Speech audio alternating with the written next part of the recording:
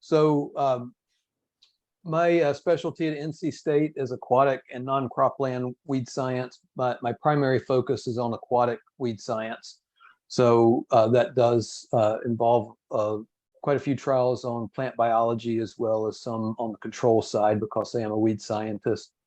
So, and you can have a lot of different water conditions in a lot of different parts of the world. At the bottom left of the screen is a canal serving as an irrigation conduit in Australia, and the bottom right is a spring-fed river in New Zealand. And you can see differences in both water chemistry as well as the plant species that are there.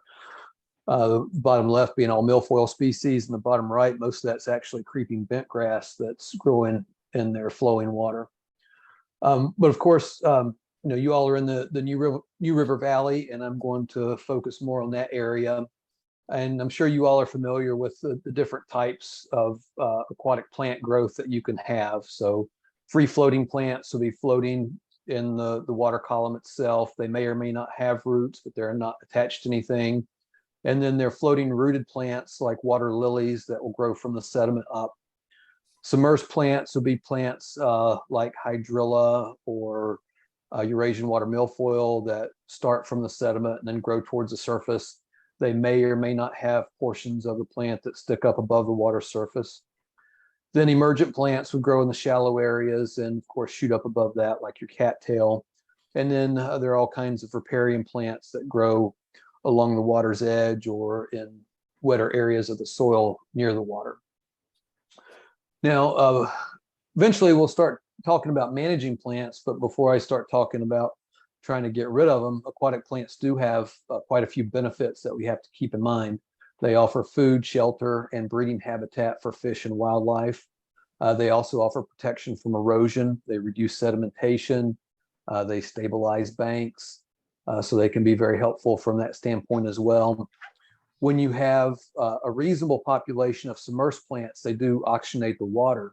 However, if you get too many submerged plants and they grow up to the water surface, then it could be the opposite effect, where their respiration is greater than the photosynthesis that's occurring, and they're actually pulling oxygen out in deeper sections of the water. And then aquatic plants can also have strong aesthetic value. Depending on the site that you have, they can be very beneficial from that standpoint as well. Now, also aquatic plants spread by a variety of mechanisms. So when we're worried about invasive plants, by and large, human activities have become very important in spreading those plants in recent years. This could be anything from wildlife plantings to boats moving back and forth. Some fishermen will move plants back and forth to enhance fish habitat. Water gardens and the aquarium trade have become much more common. Sometimes people do not dispose of these things properly, and they can go out and just dump an aquaria right into a pond or stream or whatever. And then mechanical actions like dredging, working DOT, working on roadsides, culverts, they can move plants around as well. Animals can also spread some aquatic plants, either through fur or feathers, or some propagules might be able to pass through their digestive tract.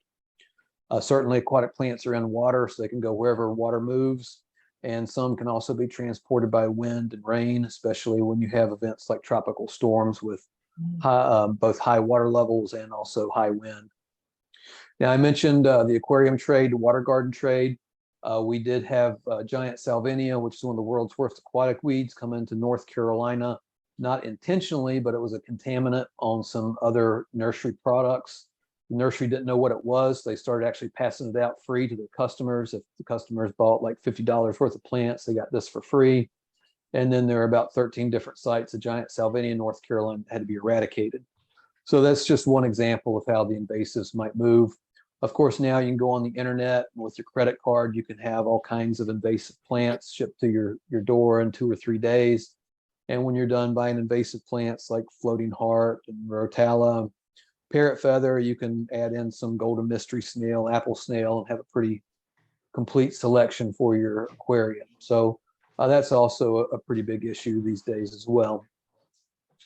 Now, some plants and some sites just have characteristics that make plant invasions more likely.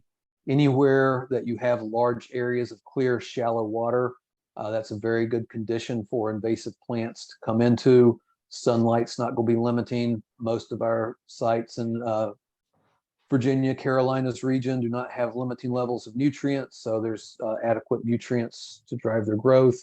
And of course, the introduced plants don't have natural enemies. And some species just have characteristics that make them more competitive than native plants, like hydrilla, for instance, which I'll talk about later. It can grow in only 1% of ambient sunlight. We really don't have any native submerged plants that can grow under those conditions. So they're just large expanses in some of our waterways that hydrilla can occupy without competition. Now, this was taken from a 2015 publication survey of New River aquatic plant community in response to recent triploid grass carp introductions into Claytor Lake. So I thought this was a pretty good example of some species that you might find either in the New River itself or in impoundments along the New River. And this is a pretty typical selection for the Appalachians or even the greater Virginia, North Carolina region. And I'm going to go through a few of these species as we go along. So first, if we're talking about a rocky flowing stream, the primary native plant that you're going to have under those conditions is one of the pedestimon species, riverweed, riffleweed, several similar but a little bit different common names for these plants. They do have modified thread-like roots. Primary purpose is to hold them in place along those rocks. And you can see from this image that the plants are in the rocks and the high flow areas, and where you get to the a little bit more calm areas where you get some sand deposition, it doesn't grow there. It's going to grow on the rocks. It likes cool water, flowing water, does really well spring, fall. If that water gets pretty warm in the summer, it's going to start to turn kind of brown and then start growing again in the fall. So in a lot of our flowing systems, since this is the primary vegetative habitat, it's also critical habitat for native mollusks and other invertebrates. So this could be really the habitat in flowing water systems and in some water bodies. So it's extremely important in those systems. Now, another really selection of native plants would be the pondweeds. There's just a whole bunch of different pondweeds, about 80 species worldwide, probably somewhere around 30, 40 different species that you can find just across the US. And even North Carolina, Virginia range, you could commonly run across 15 or so different pondweeds. There's a little bit of a selection of these at the bottom. Potamogeton illinoisensis in the two pictures, the center and bottom left, has a very large floating leaf. The submerged leaves will be a little bit more reduced. Sago pondweed, the upper left, has really reduced leaves. Variable leaf pondweed, as you'd expect from the name, does have variability in the leaves, larger floating leaves, and then really reduced submerged leaves. And as a whole, the Potamogeton species are very important for either wildlife food or habitat in the systems that they occur. So very beneficial plants, and we like to see them growing in a lot of different water bodies. Now, another important plant, but in a different respect to the riverweed, is water willow. Now, where riverweed is very important in our flowing systems, water willow is very important in a lot of our impoundments, just because it is many times going to be the primary marginally emergent species that's growing in those areas. It's also very tolerant of high energy areas. So when you get your jet skis and your boats out there that are your wake boats that are making waves for the skiers, a lot of plants can't tolerate that wave action along the shoreline, but water willow can. So in a lot of our reservoirs, water willow is one of the most important species for that reason. We don't typically have a lot of plant diversity in reservoirs, and not a lot of plants can tolerate the wave action from human activities along the shoreline. But water willow can, so it can be important habitat in many of those systems. And you can see its emergent growth. It does have a fairly small flower, but it's quite showy when you look at it up close, opposite leaves. And again, it's a very good plant to see in a lot of our impoundments and reservoir systems. Another native is water weed, Elodea canadensis. There's a small handful of Elodea species in North America. This is the most common one and the one most likely to be seen in both Virginia and North Carolina. It's also closely related to hydrilla, which I'll talk about a little bit later. But Elodea has leaves and whorls of 3. That's the most important characteristic for identifying it. It does like cool waters, although it's going to grow better in summer when the water warms up, but you're not going to typically find it in the Piedmont or coastal plain of Virginia or North Carolina. You'll find it in the mountains and the cooler waters, but again, it's going to grow faster when the water warms up a little bit. It does have small white flowers that you can find at the water surface. It can be frequently sold in the aquaria trade, the water garden trade, but some other species that look like it can also be sold, and those might be invasive. So you have to be careful about what you're buying. And this plant's actually quite invasive in Europe, New Zealand, and surprisingly enough, it's Alaska's first invasive submerged plant. So it's occupying very large areas in some Alaskan water bodies, and it's been a problem in New Zealand for 30, 40 years. Wild celery is another important species from a habitat standpoint. This one is pretty cosmopolitan in the US. You can find it all the way from the Chesapeake Bay up through to the New River. It can grow in fresh water to somewhere about 50% salt water of seawater concentrations. So it can be very important in a lot of different sites. Because it is so widespread, there are quite a few different biotypes, and those biotypes can have pretty different characteristics. I think there's about 4 primary biotypes in the US that have been described. So some can have fairly broad, wide leaves, others might be more narrow, but there can be some significant differences between those biotypes, and those really haven't been evaluated in great detail, although some of the genetics has been worked out enough to do a pretty easy genetic comparison and see which biotype category those plants would fall in. But by and large, wild celery is very desirable in any lake reservoir system. So it's one of the more important plants that you'd like to see out in those environments. Now, moving into some of our invasives, I talked about the native pondweeds earlier, and here we've got Potamogeton crispus, which is our invasive pondweed. This one is curly-leaf pondweed. It does also like cool water, but this one has a really different life cycle. So curly-leaf will actually start growing late fall and then slowly grow through the winter and then start really rapid growth in late winter, early spring. And then when June rolls around, it's really wanting to senesce at that point. And then typically by July and August, the biomass is gone, and it's just left behind a lot of these turions. So that's its primary reproductive strategies, to produce a lot of these turions.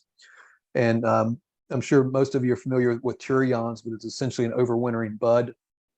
So this will be an axillary bud on the stem, and it just pumps a lot of carbohydrates in there, swells up, and then it drops down into the sediment, and that's the primary overwintering strategy. So if you go up to New York, you can actually see some Potamogeton crispus under ice through the winter, and it's just kind of hanging out down there, waiting for ice melt, and then it starts growing in spring.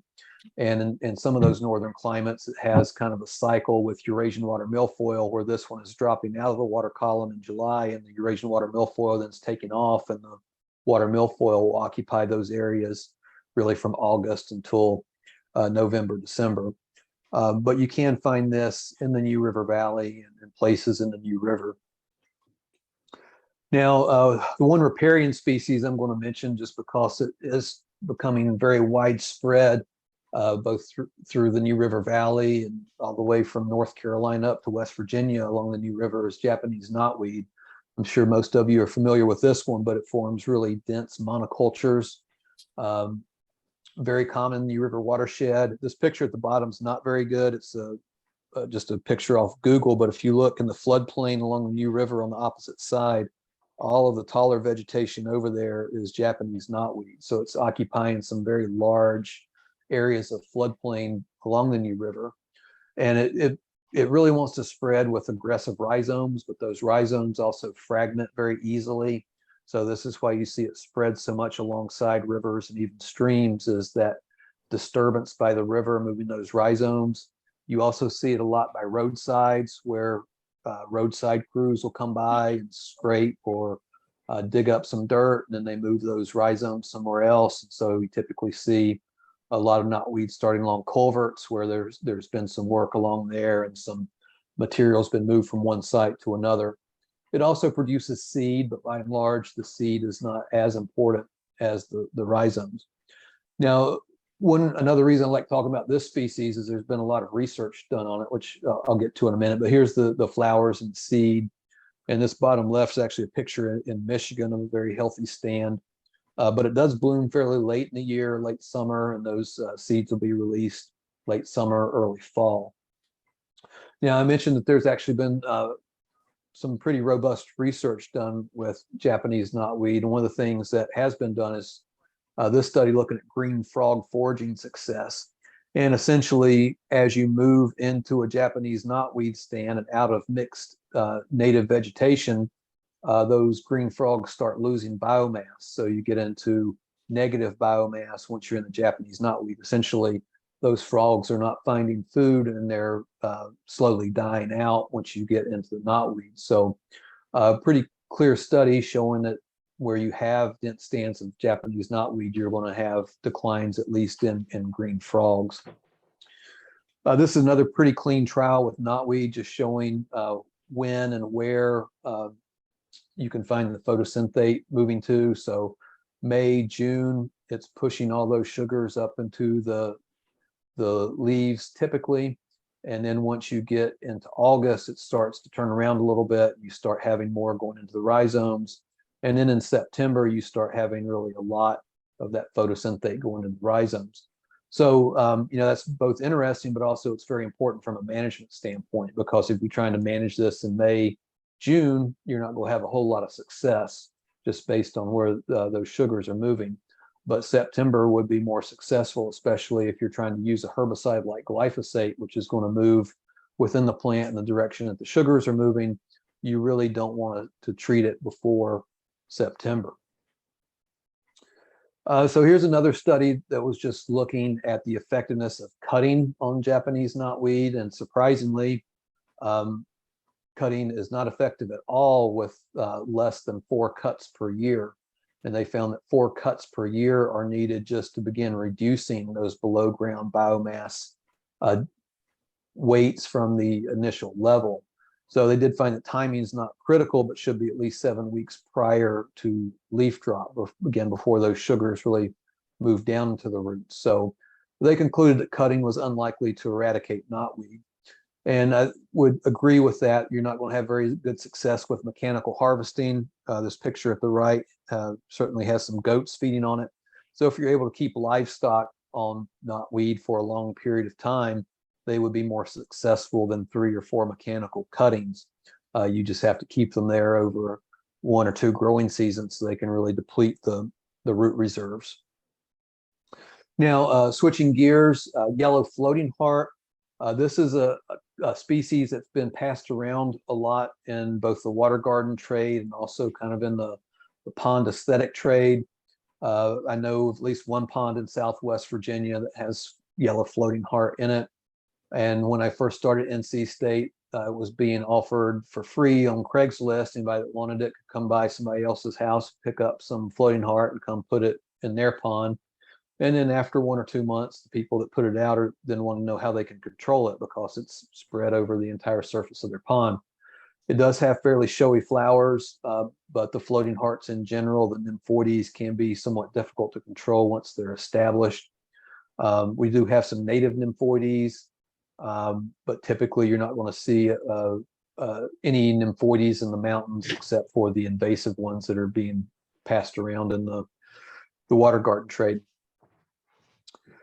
Now, the species that I'll talk the most about is hydrilla, which is one that I've done the most research on, and it's also the most national of U.S. aquatic invasives. A lot of our aquatic invasive species tend to be strongly regional, like water hyacinth is only going to grow in the warm waters of the South. Curly-leaf pondweed's typically a major issue in those northern cooler waters, but not very much of an issue as you move further south. So again, a lot of our invasive aquatic plants are fairly regional. But excuse me, you can find hydrilla from Florida to Maine and from Florida to California. It's been found in Idaho as well. So it's continuing to move westward, but pretty much every state along the East Coast either has or has had hydrilla. And Virginia and North Carolina have hydrilla pretty widespread throughout those states. And in Virginia, you can find it from New River to the Chesapeake Bay. So all across, very common in Virginia, North Carolina reservoirs. It's been less managed in Virginia than North Carolina, so there are a lot more aggressive populations in Virginia than North Carolina at the moment. Hydrilla does produce both axillary and subterranean turions.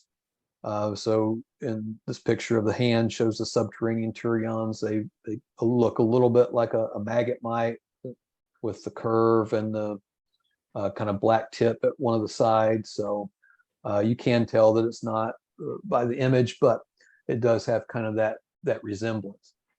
So hydrilla really wants to grow when the water's warm. So you have really fast shoot growth in warm summers. And the biotype of hydrilla that we have in most of Virginia, North Carolina will die out over winter. The shoots will die over winter, and it will come back from these subterranean turions. There are a total of 3 different distinct biotypes in the U.S. And this picture at the bottom right is Roanoke Rapids Reservoir.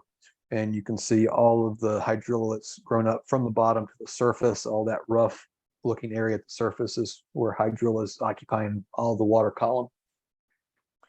So if you want to be able to tell the difference in hydrilla and elodea, the primary thing to look at is, again, the leaf whorls. Elodea is almost always going to have whorls of 3. Hydrilla will typically have whorls of 4 or 5, although it can be more. But almost always elodea is 3. Hydrilla also usually has rougher looking leaves with some serrations along the leaf margin, and also some small spines on the bottom of the leaf vein, which elodea does not have. But typically it's just most easy to look at those leaf whorls. Agarya densa is another closely related plant in this family. It does look more like hydrilla than elodea. It'll have leaves and whorls of 4, 5, 6, 7. And it's the one that can be commonly found in the aquaria trade, the water garden trade. A lot of times those plants are going to be called anacharis. Anacharis isn't a botanical term, it's just what they use in the trade. And anacharis could be hydrilla, it could be elodea, it could be agarya. So you have to be really careful if you're buying those plants as to what you're actually getting. Now, hydrilla has been called the perfect aquatic weed just because many of its growth characteristics do lend it to very rapid and very dominant growth in U.S. water bodies. It is the #1 aquatic weed in the U.S., probably both in terms of area covered, also in terms of damage and money spent towards management. The challenging thing, again, is that those subterranean turions, which we usually just call tubers for simplicity's sake, although they're technically not tubers, they can remain in the sediment for over 7 years. So once you get hydrilla into a site, there's really nothing that you can do on a short-term basis to get it out. You have to have a long-term management plan. It is very shade tolerant, and it has very rapid growth. In one study, it was having 262 feet of linear shoot growth. Of course, that's in 3 dimensions, not just in one linear direction, but 3 dimensions from all of the shoots in just 35 days. So, that's a whole lot of shoot growth in a relatively small period of time. And this heat map just shows temporal development. This is over the course of a growing season. So as that water again warms up, we get into July, the waters get warmer, August, September, October, and you can see hydrilla get up. The red would be where it's at the surface. At the far left is how monoecious hydrilla initially wants to grow. That subterranean turion sprouts. Once it breaks the surface, it starts growing laterally, and then it kind of hangs out down there while it's waiting for the water to warm up. And then once it finds the right cue with warmer water, then those shoots will elongate towards the surface. Now, we do have 3 hydrilla biotypes. There is a female triploid dioecious that's primarily in Florida and warmer southeastern waters, although there is one reservoir in Virginia that does have this biotype. The triploid monoecious is the most common that we have in North Carolina and Virginia. And further north, that does better in temperate climates typically than the dioecious. And there's a newer biotype that's been introduced to Connecticut that a lot less is known about. So worldwide, there are multiple biotypes in Japan, and some genetic work is starting to figure out what those differences are in many of those biotypes, but there's not time to get into that today. So just a quick comparison between the monoecious and the dioecious. The monoecious was introduced later. The dioecious was introduced in the 1950s in Florida. The dioecious tends to be more robust, but it produces fewer tubers. The monoecious is less robust, but it does produce a lot of tubers. With dioecious in warm Florida waters, the shoots can persist all year long. The monoecious in temperate waters will just die back to those subterranean turions. So I'm not going to go through this in detail, but the blue bar would be monoecious hydrilla in North Carolina across many different life cycle events, and the red would be dioecious hydrilla in Florida across many different life cycle events. So again, I don't want to go through it in detail, but you can just see the amount of differences that are present between the life cycles of those two biotypes and the two climates. And when we're talking about management, which we'll talk a little bit about, we really have to manage monoecious hydrilla. In this range, we need to control it before it starts forming new tubers or the subterranean turions, but after those tubers have sprouted. So there's a window right in here where we've had peak tuber sprouting, but not yet had tuber formation. And if we're going to really alter the plant based on its life cycle, that's the window that we have to use. Now, again, those turions can persist in sediment for 7 or more years. It does grow faster than most of our native plants. That dense biomass does outcompete native vegetation. It reduces habitat quantity and quality. When it gets that dense, other species can't utilize it. It inhibits recreational activities. The dense vegetation also warms the water. It can clog drinking water intakes or turbines. And there is a disease that affects waterfowl that is linked to a cyanobacteria growing on the hydrilla leaves. So that is also a negative factor. Now, the tuber longevity does change with latitude.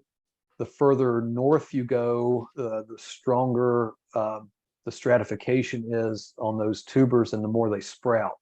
So you don't have the longevity in New York that you have in North Carolina or Georgia. So in North Carolina, we typically have to manage monoecious hydrilla for 7 to 10 years because on an annual basis, only about 67% of those tubers sprout, about 33% remain dormant. So you take 33% out of the population every year, and it takes somewhere around 7, 8, 9 years to get close to 100% decline. So that is another fairly unique thing about hydrilla, just the impact of latitude. Now, this is just primarily for curiosity in this talk, but hydrilla can elongate for 6 weeks without sunlight. The elongated shoots at the top of both pictures were grown in complete darkness. The sprouting tubers at the bottom were grown in sunlight. On the left is 1 week after, and on the right is 6 weeks after. And you can see at 6 weeks, those shoots were still elongating. There is an awful lot of carbohydrate stored in those tubers, so they can support hydrilla growth elongation for quite a long time. So in the real world, those tubers are still feeding carbohydrates into those stems to try to push them either through sediment or through turbidity or whatever else to reach the water surface. So they have a lot of compensation in there for lack of sunlight, which if you think about a native plant regrowing from seed, there's no way that native plant can tolerate that period of darkness. So just one slide about the new biotype in the Connecticut River. It is weird in comparison to the other biotypes because it really does not want to produce many subterranean turions. It puts apparently a lot of effort into producing axillary turions, which is quite a bit different from the other two. It also seems to be pretty well adapted to even cooler water.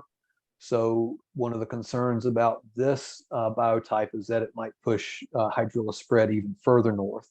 So there's been some concern about hydrilla getting to the Great Lakes with the monoecious biotype. But if the Connecticut River biotype is even more cold hardy, then that would increase the probability of hydrilla both moving into the Great Lakes, but also moving further north. Now, I'll move towards management. So just talk about what we want to accomplish with aquatic plant management. So it really depends on the specific aquatic system that we're talking about. What is the natural state of that system? What do we want it to be? Will weeds decrease ecosystem quality? Will those weeds decrease human satisfaction? And how likely are new introductions? Or if we control whatever invasive plant we have out there today, how likely is it that we get an invasive plant next week or next year? So these two pictures on the right are from the Eno River, North Carolina, before and after management. Now, there are a lot of different reasons to manage for aquatic plants. I'll go through some of these. And a lot of our reservoirs are multi-purpose reservoirs, so they're used for power generation, they're used for electric generation, they're used for recreation, for property values. These houses that you'll find on a lot of our big reservoir systems are multi-million-dollar houses. So obviously those people want to be able to access the water and not have their path out to the lake blocked by hydrilla or other invasive species. And if we have a power plant that's providing power to 4 or 6 million people on the East Coast, we certainly don't want to have those. This would be a coal generation plant using the water for steam. But if that water cannot get in those intake canals, intake screens, if they have to shut that power plant down, they're looking at billions of dollars in damages per day, both to the plant and also to the economy that station would supply. And this is a picture of the intake grate there, and you can see an invasive plant building up along those intake grates. So that's a pretty big deal when you have something of this importance to the infrastructure of the eastern U.S. that could be impacted by aquatic invasive plants. At the bottom left, giant salvinia. This plant forms very thick surface mats. You will not find dissolved oxygen essentially below those mats just because of the amount of biomass that it produces, and all that decaying biomass is going to pull any oxygen out of the system. So you have pretty severe ecosystem impacts when you have a plant like that. And again, the Eno River pictures on the right, hydrilla was so dense that there were concerns that it would outcompete the native riverweed in there and impact native mollusks that were utilizing that riverweed. In the eastern part of both states, alligator weed and drainage ditches can be a major concern. I mentioned yellow floating heart and home ponds.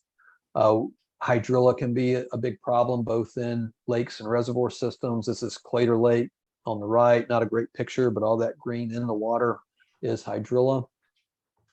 Aquatic plants can also serve as breeding habitat for mosquitoes. Many of the mosquito species that carry human disease prefer to breed in aquatic plant habitat, so you can see increases in those populations with aquatic vegetation.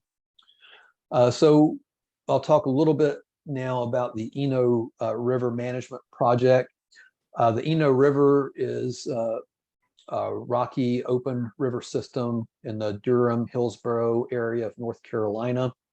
It's home to several rare species, including the endangered panhandle pebble snail. It's the main attraction of the 3,900 acre Eno River State Park, which by number of visitors is actually the most popular state park in North Carolina, primarily because of its close proximity to urban areas, but also the river going through it. And the encroachment of hydrilla into that system had state officials very concerned that it would displace the riverweed that you see at the bottom left. That's hydrilla in the center, and with no riverweed, it was expected that populations of the panhandle pebble snail would crash. So we have to think about uses of the body of water as management decisions. Is it used for irrigation, consumption, livestock, or does it just have value as a natural system? What are the important native plants in the area? What are our invasives? How does this contribute to fish and wildlife populations? What is our water quality and what do we want that water quality to be? And what are the physical, environmental, and economic limitations that we have as we try to manage this? So there really isn't any silver bullet or one size fits all approach to managing invasive aquatic plants. Every water body is distinct and each one needs to be approached in a different and defined manner.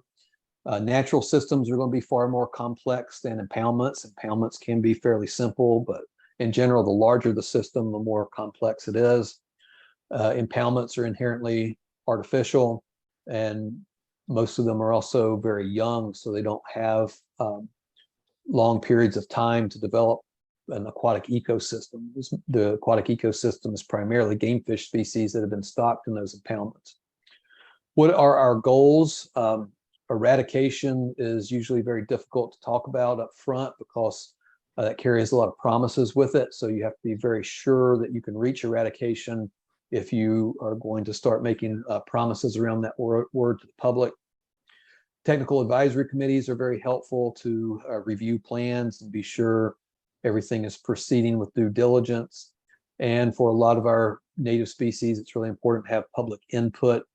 And it's always important to have public outreach and let people know what is happening and what's going along. So as we move into management, we really need to link that plant biology into our management decisions because each of our weed species is going to have different biological characteristics that either promote its growth or maybe provide a weak spot in the life cycle that we can attack. So management techniques really have to both reduce growth, but they also have to interfere with reproduction to be successful.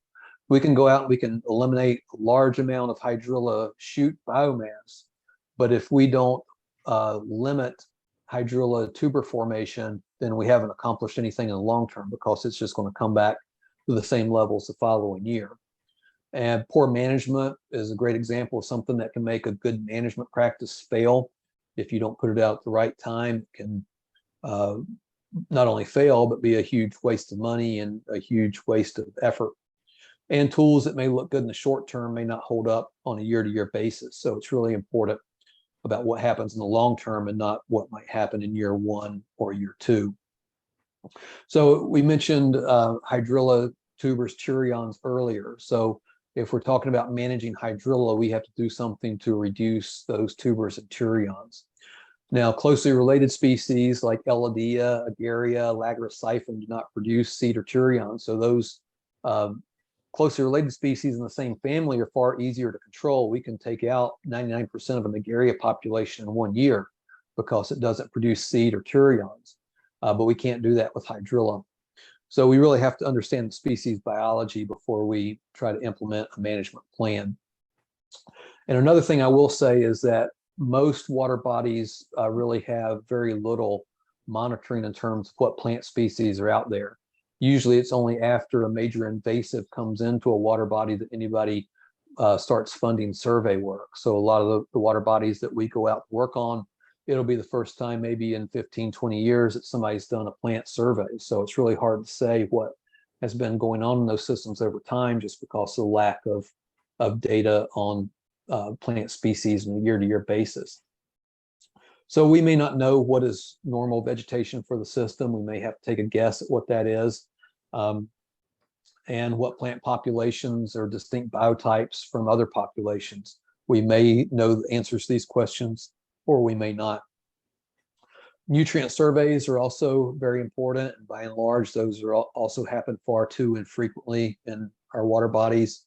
Bathymetric maps tend to be outdated if they're not done or updated every 5 to 10 years.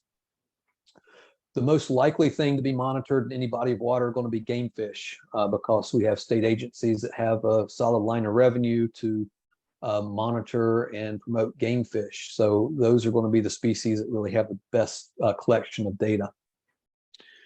So with lake vegetation mapping, we need to do a good job of understanding what species are out there, both from a spatial standpoint, but also over time, how those might change over time and how those species that are out there can support other species either through food or habitat. And we want our vegetation monitoring to be repeatable so that you can compare on a year-to-year basis over time. Now, it can be a lot harder to monitor vegetation in water, so there are limitations. So subjectivity can be a big deal in the plant evaluation and estimation of vegetation richness. Since we have to go through water, these are often inefficient. So we can have a lot of extensive measures for plant evaluation and maybe not get a huge amount of data. So it's a lot easier typically to gather one class of species, such as submersed or emergent, than it is to gather both at the same time, just because of the tools that could be used. So for instance, if you're monitoring submersed vegetation, the most common way to do that quickly is with a rake or some type of capture device, but that is not how you want to monitor emergent vegetation along the shoreline. And monitoring aquatic vegetation can be extremely costly, although moving now towards machine learning and remote sensing, it can be a little bit more efficient. So just a couple of examples of what that might look like. Traditionally, point intercept studies are done. You can see points along Sharon Harris Reservoir here on the right, and you would essentially be throwing a rake out, and then when you pull the rake in, writing down what species you found and whether that species then is present or absent at each point. So the primary target in this system was hydrilla, but any other species would be recorded as well. And on the data collection sheet, it's just going to be a 1 for present, 0 for absent in this case. Now we can also use sonar or hydroacoustics for monitoring submersed plants now. So hydroacoustics by itself is far more efficient than point intercept, but you don't get plant species with hydroacoustics, you just get plant density. So then we have to combine both point intercept and hydroacoustics to get both the plant species as well as the density that's out there. And when we do that, we can create more robust maps like this one of Roanoke Rapids Reservoir. So we've got some areas that have hydrilla, some areas that have hydrilla and kabamba, some that have hydrilla, Eurasian water milfoil, and kabamba. And you can do other variations off this map with plant density based on the hydroacoustics. So you can have various types of maps that you're now generating. So with the remaining 10 minutes or so, I'll just go through some specific control options that you can have for aquatic plant management. In general, these major categories are the same as for on terrestrial sites, but some of them, the specific ones, will be quite a bit different. This slide is going to be a little bit complicated, but let me hopefully tell you how to read it. On the left, this will be the plant stage of invasion. So from top to bottom, top is very little weed growth. At the bottom, you would have the habitat saturated with weed growth. So invasion from a temporal standpoint, at the top, it would just be introduced, and at the bottom, it would have been introduced years ago. So then as we go across the right, these are the tools that are available and essentially what level of invasion they are effective on. So as we go through these, you'll see the specific one. So hand weeding, for example, is only effective early on in invasion when you have relatively small amounts of weed pressure out there. So prevention, usually it's too late when prevention programs are implemented. This is hydrilla along a boat prop and underside of the boat. We have to put prevention measures into place before those weeds are transported, and we can be pretty effective in stopping spread via boats and things of that nature. But what we really can't do is stop waterfowl from flying from one water body to another. So there's not a lot that can be done if waterfowl are spreading the species. Hand weeding, I mentioned earlier, this is going to be for very early invasion aspects. Hand weeding, of course, is very inefficient. Aquatic plants may be up to 98% water, so they don't have to gain a lot of carbon to gain a lot of weight. So they can grow in weight very quickly. So they could essentially replace what's being pulled out on a very fast basis. And a lot of times when you're looking at volunteers to do hand weeding, a lot of times they're going to be retirees. So you have to be careful with your volunteer pool if that's what you want them to do. Hand weeding is not an easy task to do. So again, these plants can reproduce about as fast as they can be removed. And again, you will have disturbance when you're pulling these out. Also, if you're wading through and pulling plants out. Now, mechanical techniques, depending on the technique, you can have diver suction harvesting, which is done early invasion, or you can have large scale harvesting, dredging that can be done with the habitat saturated. Mechanical harvesting techniques primarily are short-term control only. By and large, this is like mowing your yard. You're removing some of the biomass with each pass, but you're leaving plants behind that regrow. So you have to do it frequently if you're going to stay on top of it. And also a lot of aquatic plants spread by fragmentation. So mechanical techniques are going to fragment plants, and each of those fragments can float off and form new infestations elsewhere. This is also just very destructive to non-target species. You get a lot of fish bycatch with dredging, with big harvesting operations of vegetation. So it's not always a very clean practice. Here's a few examples of some mechanical techniques. At the bottom left, that's a fairly large harvester. So it would be, you'd have a cutter bar down in the water, and then the vegetation's pulled onto the back. But any fish, turtles, macroinvertebrates that are in those chutes are also being pulled out of the water as well. The upper right is a smaller mechanical harvester that's being used in Puerto Rico, and a fancy development there. It would harvest about 10 acres in, say, a 2-month time span and have to go back to the starting point and start again because the hydrilla had already replaced what they'd harvested. The bottom right's a cutter bar that would go below the water column, which could be fairly effective for some rooted floating plants. And this is a large harvester operation in Florida, so they'd be cutting big paths out from some of their big water bodies. The intention there is not to remove all the vegetation, but just to cut paths, essentially. Benthic barriers are used in the Northeast and also used a good bit in New Zealand. These essentially just sit on the bottom and prevent plants from growing from the sediment up. So if you don't want any plants in that area, they're pretty good techniques. The picture on the right is a burlap type fabric in New Zealand. It's a little bit hard to see, but that darker area is the seam in between two layers of fabric, and that's where all the plants are. No plants growing up through that barrier, so the barrier itself is very effective, but if you have gaps or tears or cuts or whatever, it's not going to be very effective. And barriers are not very good in flowing water. They're also not very good in a lot of reservoirs because a lot of our reservoirs tend to have stumps, and you don't want to trap gases or trap anything underneath there. You want the barrier sitting right on flat bottoms. Pond dyes can be effective in small non-flowing water bodies. And I like this picture at the bottom because it really shows the time of year that you need to get your pond dye out, which would be before the plants start growing. Typically, people want to put pond dyes out after the plants have started growing, and then it's just too late. You have to, the whole purpose of the pond dye is to block sunlight from reaching the plant, so it needs to be done very early in the season, and then you need to maintain those concentrations season long to interfere with photosynthesis. Triploid grass carp are and have been the primary vegetation control measure used in North Carolina, especially against hydrilla, and for a few reasons. One, they can live a long time, but two, you essentially put them in and walk away. So I like to tell people the good thing about triploid grass carp is that they eat most submersed plants. The bad thing about triploid grass carp is that they eat most submersed plants. So if you want submersed plants, grass carp are a terrible option. If you do not want submersed plants, grass carp are a great option because that's what they're going to do.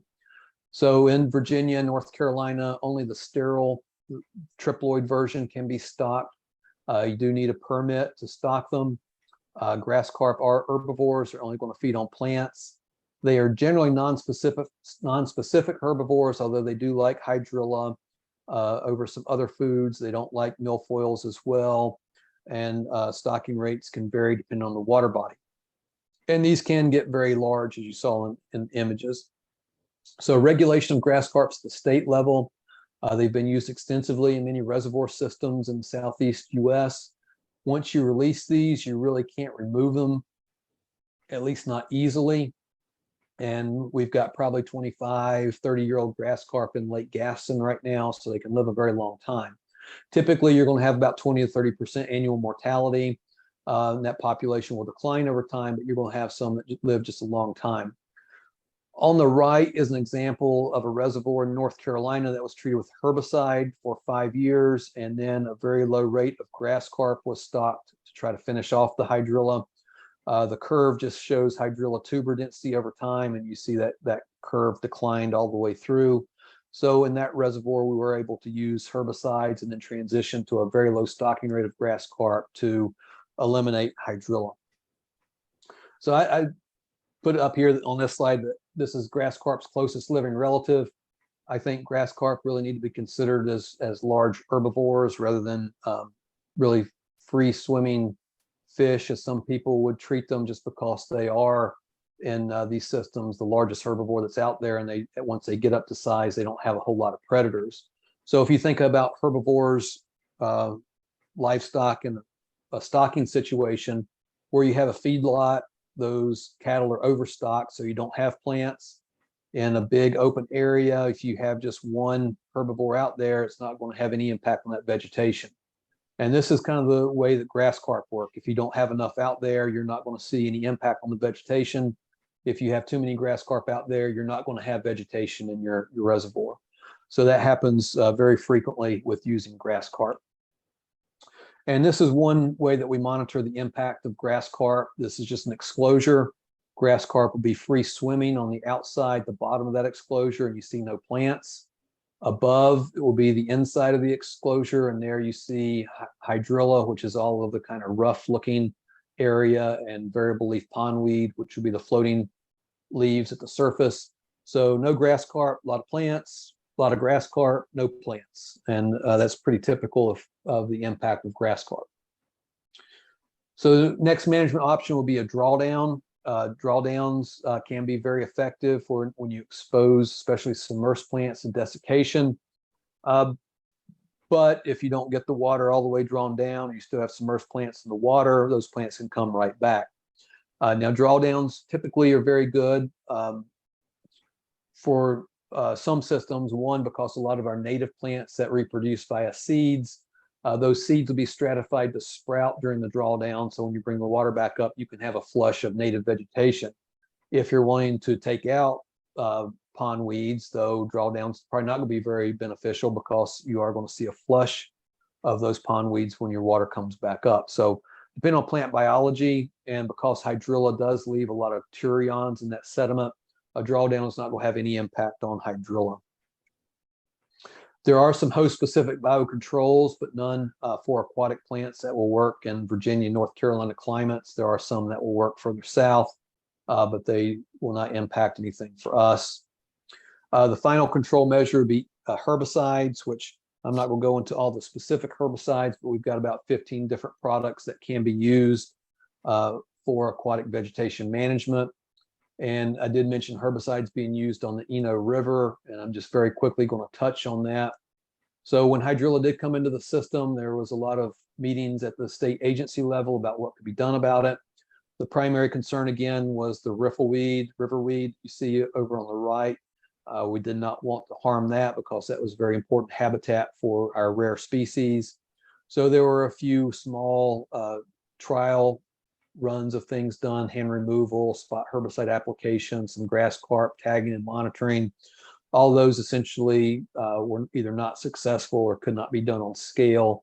So all those were left behind in favor of an actual flowing systems treatment. So there were a series of research trials done before, just to be sure that there would not be any significant impact from that treatment. I'm just going to flip through this fairly quickly, but essentially a drip or metered herbicide application was done from one point down to, it's about maybe a 14-mile stretch of river. And this is what the treatment looked like at the site. So there's actually a small tank in there with a small pump. It was connected via cell phone to the outside, so you could actually control it through a cell phone. And a small amount of herbicide would go out through that drip line. And then there was a whole lot of monitoring done on all the species that were out there. essentially no impacts found. And from the treatment history, the treatment was very effective. By 2020, the hydrilla was at extremely low levels. And again, no impact observed on all of our native species.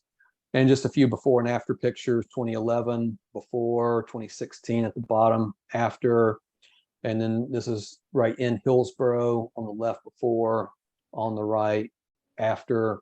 And this is after picture of the native riffleweed out there, doing very well. Again, you know, it likes cool water, so depending on when you're looking at it, it look a little bit brown in the summer months, but spring, fall, very green, healthy, robust, and just as it was before treatment was started. So just to finish up, there is some new technology being looked at for both herbicide treatments and also monitoring either remote boats or remote operated aerial vehicles. This is a before after treatment from a UAV. But that's essentially all the time I have. So I'll just stop there. And if there's time for questions, I'd be happy to answer any questions anybody might have.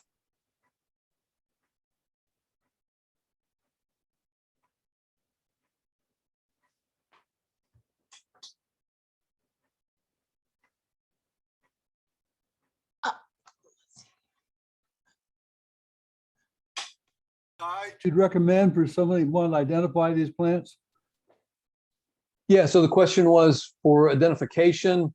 Depending on what it is, you might be able to find some resources just through Google online, but typically the best option, you can send images. There might be some extension specialists or extension agents in Virginia that are doing it, but if not, you can send me some pictures, and if I can tell what it is from the picture, that's typically pretty easy. We do also receive plant samples for identification at NC States. That's another option as well. But typically just emailing pictures to an expert's the best way to get an identification.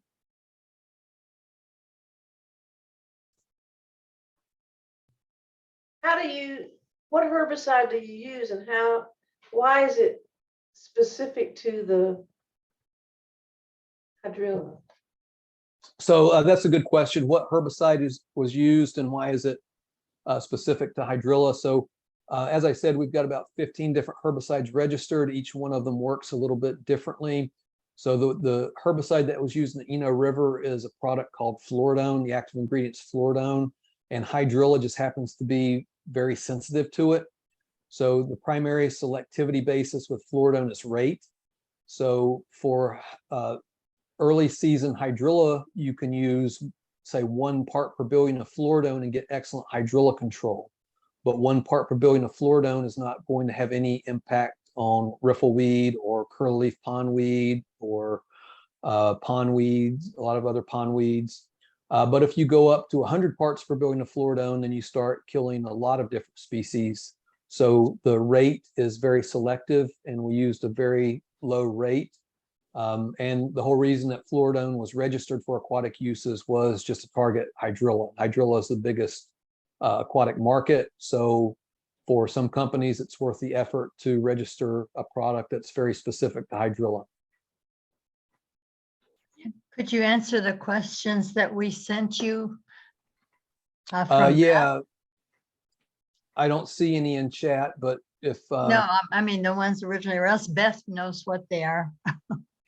Like the watercress and its ecological role. Oh, yeah, sorry, I do remember those questions. Watercress is not one that I've worked directly with.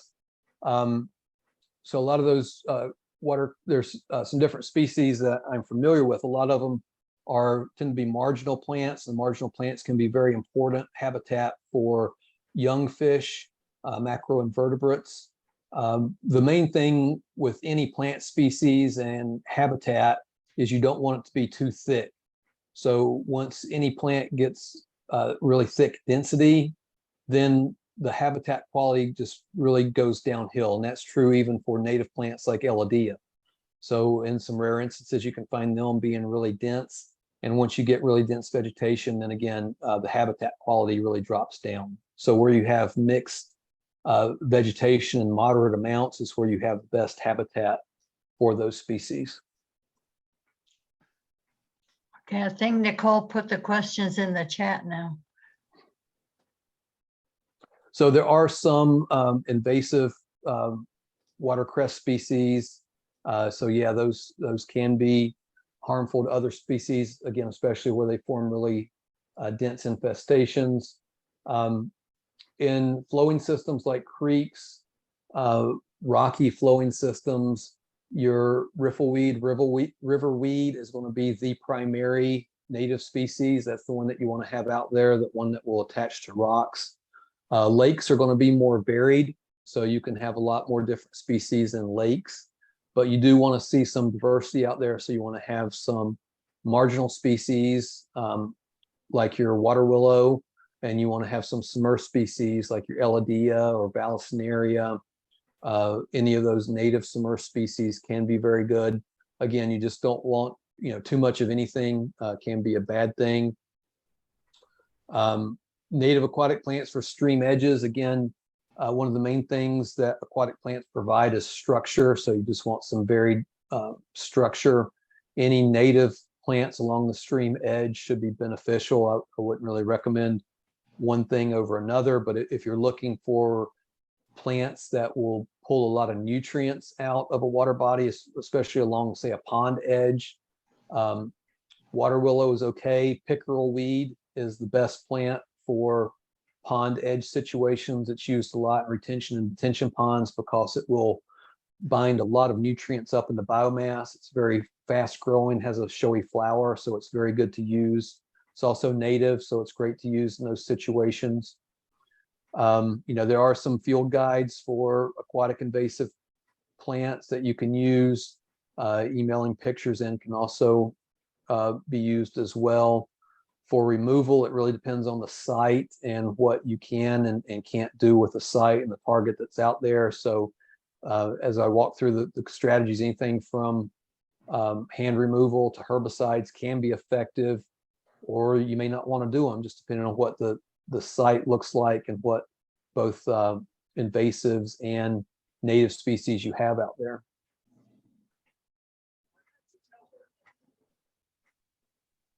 Is there any site that would list the people that they might be able to send a picture to? I know you guys are all busy, but when I was trying to find a speaker for this meeting, I even contacted our natural heritage and they didn't seem to have anyone for aquatics, which is strange. Yeah, there's not a lot of people in this area, and Virginia Tech hasn't had one for quite a few years now. So I don't have a lot of colleagues in the university systems. There's just a few of us that really focus on, at least on aquatic plant management. You can find a few others doing biology, but still there's not a lot of people out there.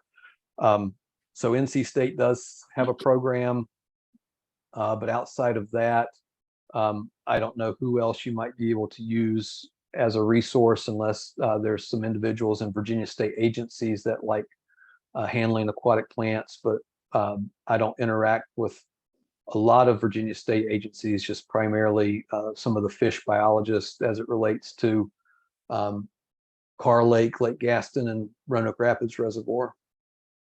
Okay, I know there are websites for identifying non-aquatic plants. Is there a website you could go to with your picture or your whatever for your aquatic plant?